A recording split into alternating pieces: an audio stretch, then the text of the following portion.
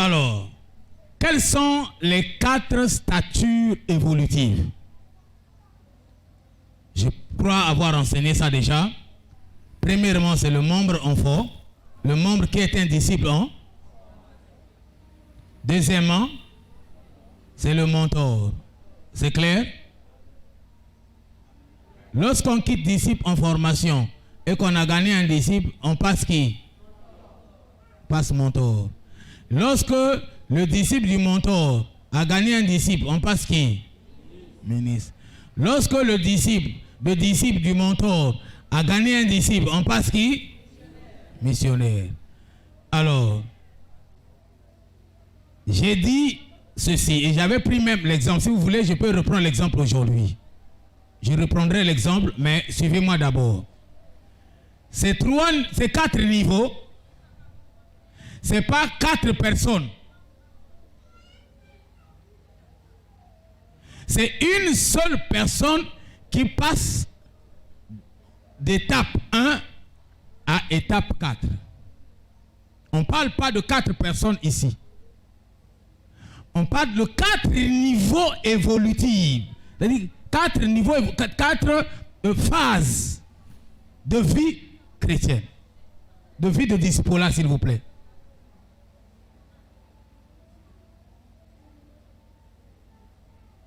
Lorsqu'on vient à Jésus, on est dans le premier groupe.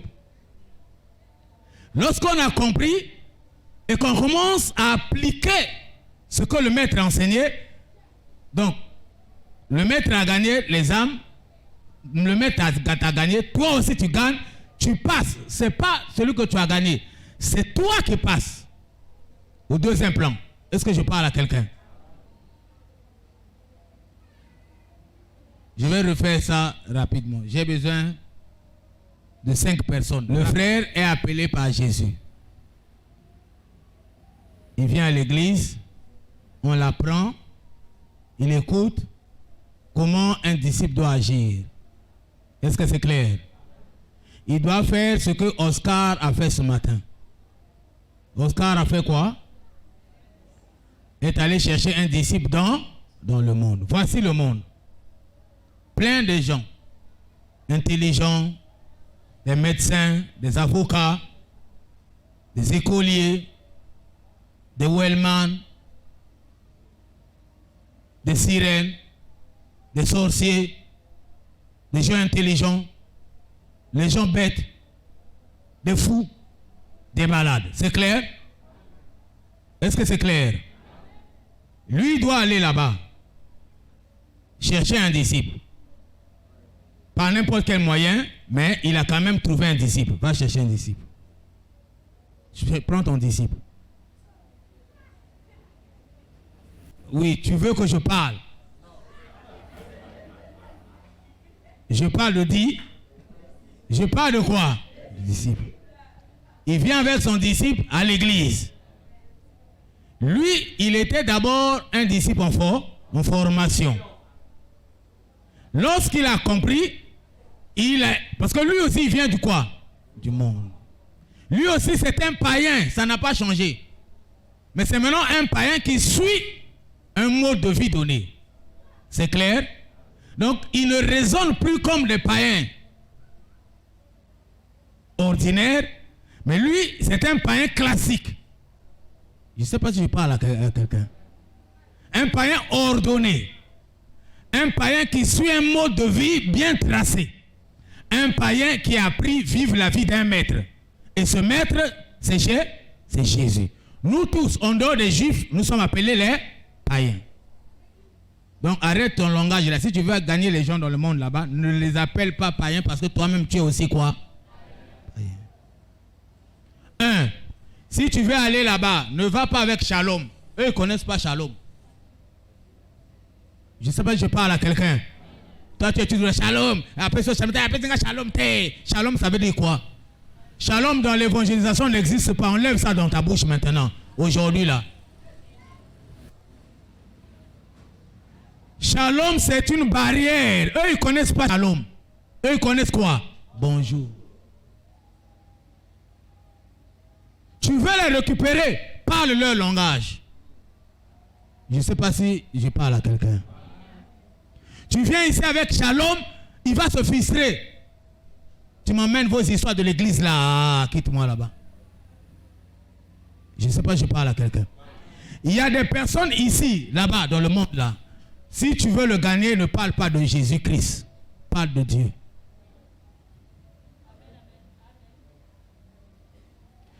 Si tu vas là-bas avec Jésus, pour lui, Jésus c'est un homme. Il faut qu'il vienne le découvrir à l'église ici. À la maison, il ne croira jamais à Jésus. Jésus, c'est un Israélite. Ce n'est pas Dieu. Parle-lui de Dieu qui est Jésus. Ne parle pas de Jésus Dieu.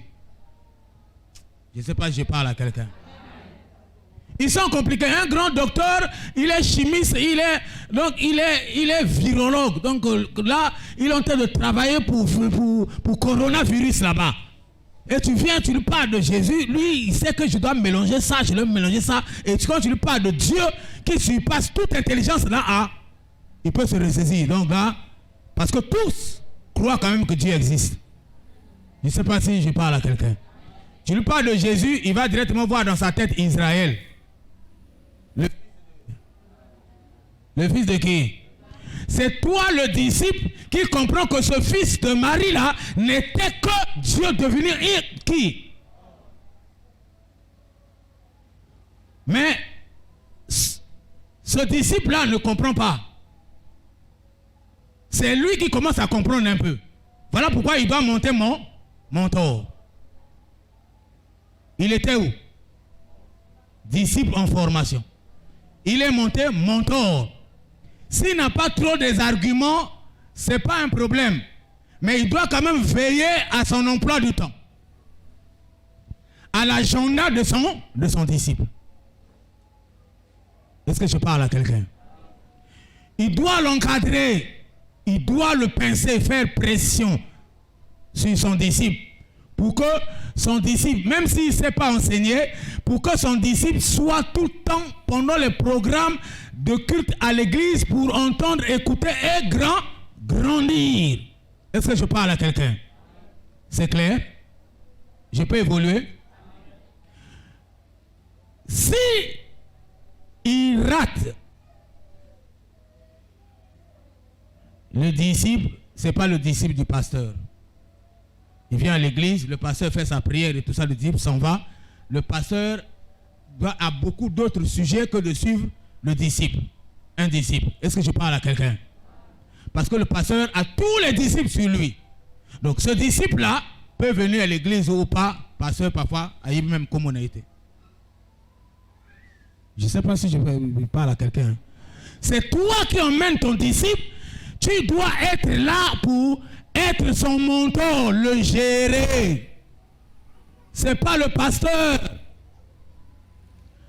Parce qu'il y a des endroits où toi, tu sais là où tu l'as trouvé, où tu peux rentrer que le pasteur ne peut pas rentrer. Je ne sais pas si... Tu sais là où tu l'as trouvé. Il n'y a que toi qui peux rentrer là-bas. Pas le pasteur. Yo yebe siko que nous soyez. Na adresse, na pasteur a yébité. C'est à toi de suivre. Il peut être un ministre, mais toi tu es le neveu de mi. Ne peut rentrer là-bas que le neveu de ministre.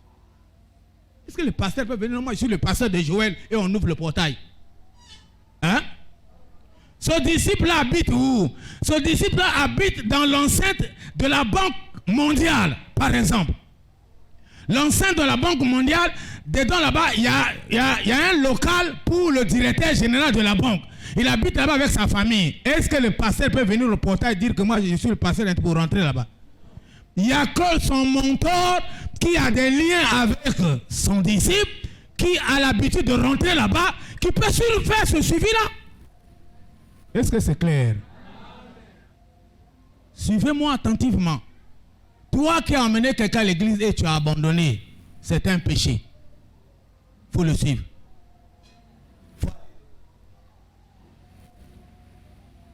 Si il y a une fête au ciel, lorsqu'une âme, lorsqu'une personne se converti donne sa vie à Jésus et qu'il y a une fête au ciel, il y a aussi, quand la fête là se fait, la fête ne se fait pas sur le disciple, mais ça se fait, on organise une fête pour toi qui as gagné le disciple. Je parle à quelqu'un ici. Et donc, si le disciple fuit, c'est le contraire de la fête. Et le contraire de la fête vient sur qui?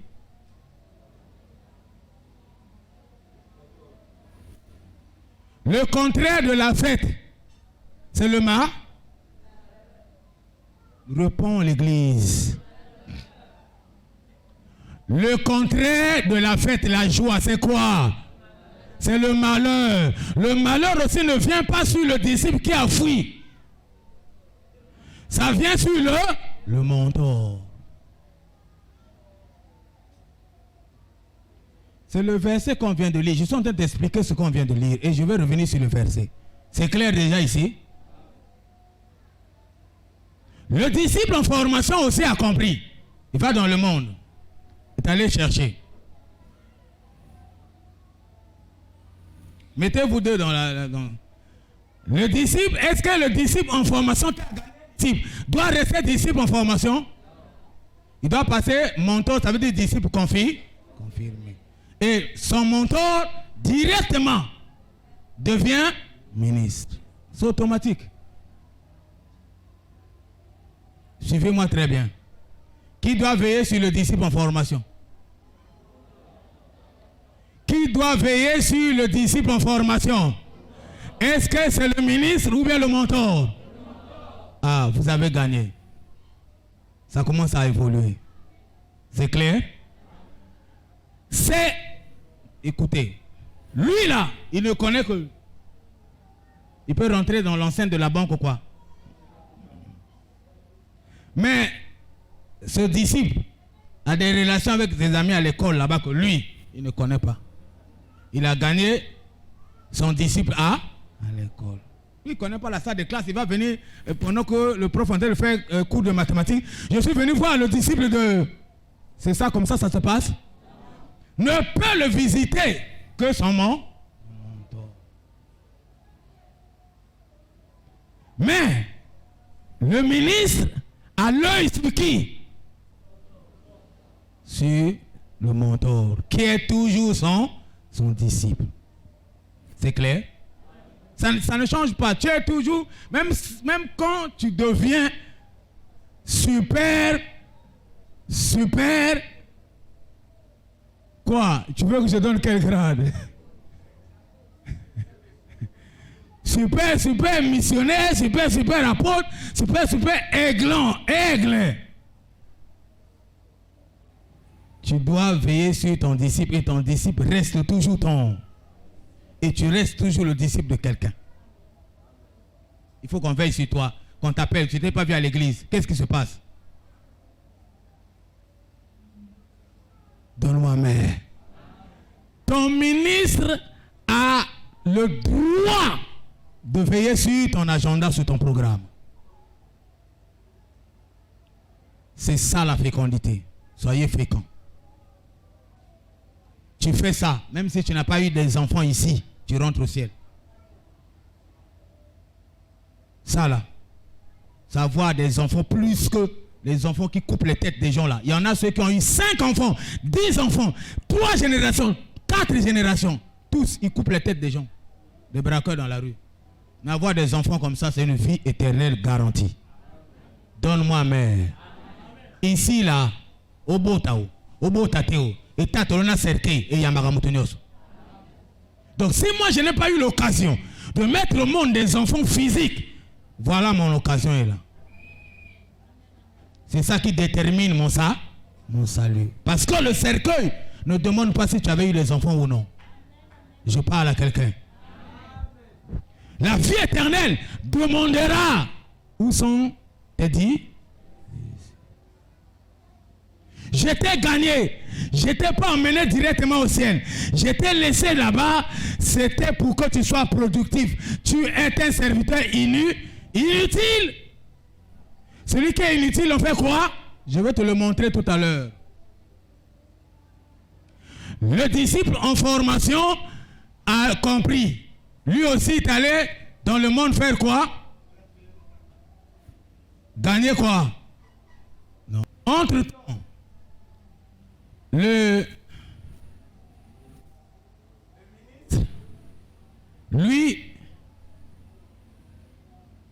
il ne s'arrête pas, il peut continuer à produire encore. Il ne s'arrête pas. Même depuis ici, on peut faire d'autres chaînes comme ça. Est-ce que c'est clair? On ne s'arrête pas. Mais je te prends la chaîne linéaire d'abord.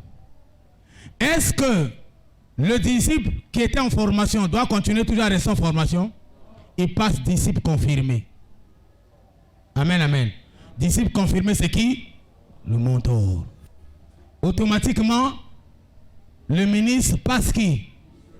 Missionnaire. Ça, c'est la dernière stature évolutive.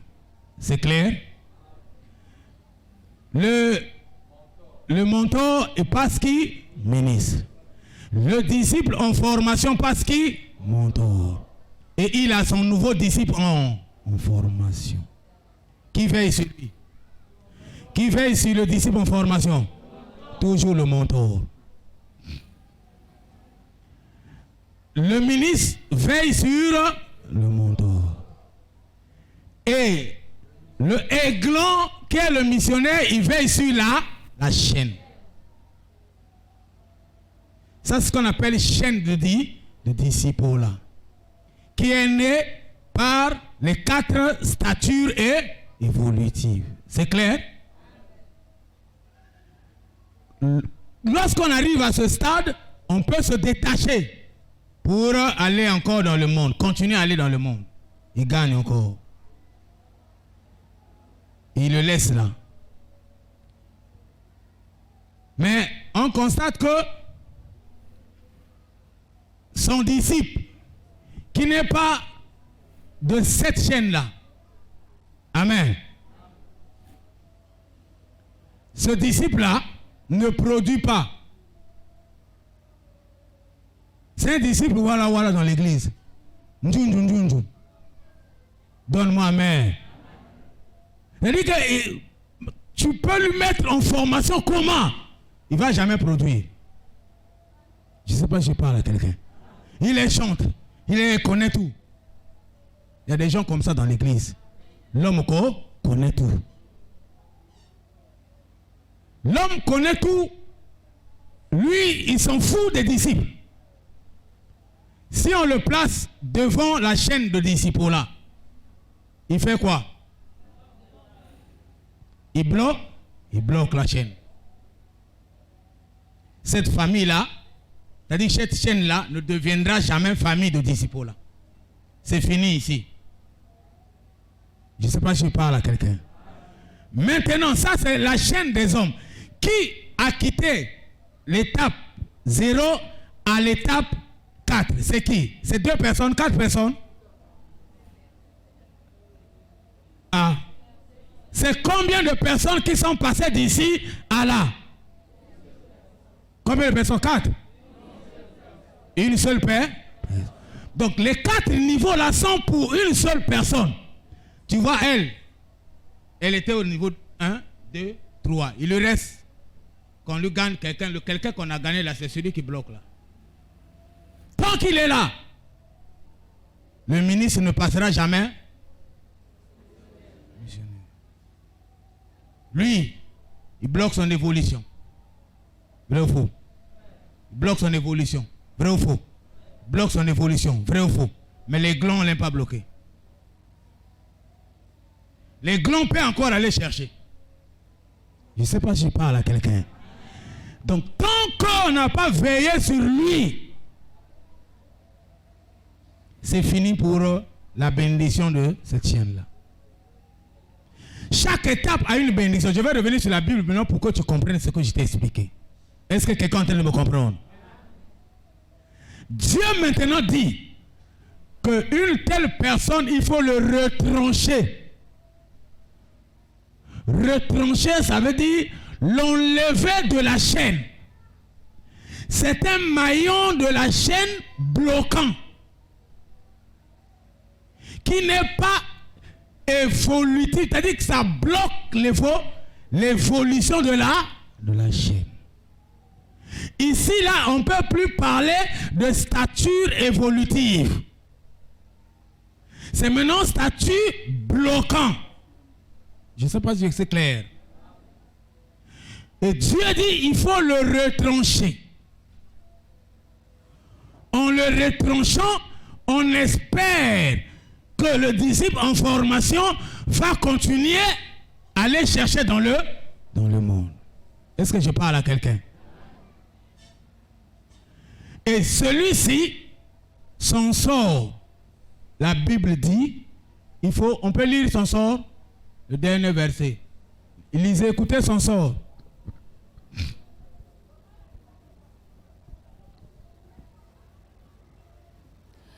Le verset 28. Ôtez-lui donc le talon. Ôtez-lui d'abord quoi? Le talon. Le talon ici c'est quoi? C'est la grâce active dans le disciple. Parce que si la grâce n'est pas active, le disciple n'aura pas les yeux ouverts d'aller gagner. Amen, amen. Je ne sais pas, je parle à quelqu'un. Amen. Ici, il y a la grâce déjà active. Ici, il y a la grâce active. Là, il y a la grâce active. Mais dans ce disciple, il est en formation pour que la formation l'ouvre les yeux spirituels, active sa grâce. Je ne sais pas, je parle à quelqu'un. Amen. Donc, la même grâce est dans tout celui qui est né de nouveau. Lui aussi, c'est un né de nouveau. Mais il n'est pas productif. Sa grâce n'est pas active. On dit il faut lui ôter cette grâce-là. Donc, le Saint-Esprit reste seul. Les 7 autres esprits sont fait quoi? Partis.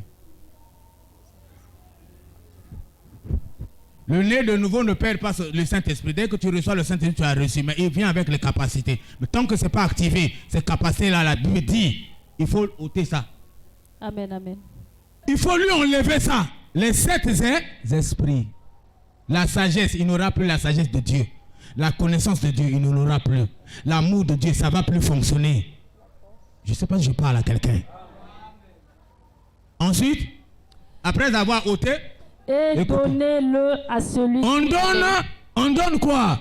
On donne encore les 7 esprits là qu'on enlevait, la grâce qu'on enlevait ici, on vient donner à qui? À celui qui a les 10 talents. À celui qui est déjà arrivé au grade de missionnaire. Est-ce que je parle à quelqu'un? Amen. Parce que ça devenait d'où? C'était sa grâce qu'il avait gagnée. Quand tu emmènes quelqu'un à Christ, même si c'est moi qui l'emmène aux eaux de baptême, la grâce et la récompense, c'est à toi, pas à moi. Amen, amen. J'ai fait que mon travail. Mais celui à qui Dieu va payer, c'est toi qui as amené le disciple. Amen. Je ne sais pas si je parle à quelqu'un. Dieu est en train d'expliquer clairement, ce n'est pas moi. Ce n'est pas au pasteur qu'on doit donner. On doit ôter la grâce financière, matérielle, tout qui est en lui. On doit donner à celui qui l'a gagné, qui est le Donner. Est-ce que je parle à quelqu'un? Amen. C'est intéressant. Amen, amen. Ensuite, qu'est-ce qu'on fait de lui? Il devient qui? On a dit d'abord qu'il était un serviteur qui? Inutile. Et pas? Méchant et paresseux. Serviteur méchant, paresseux et inutile. Donc il faut lui ôter la grâce de Dieu. Écoutez, si tu peux garder une chose qui est précieuse dans ta vie, c'est la grâce de Dieu. Amen, amen, amen, amen. C'est plus que l'argent. Amen. Donne-moi amen. Amen. Mais si Dieu commence à t'enlever la grâce parce que tu ne veux pas produire les disciples, c'est un souci pour toi. Amen.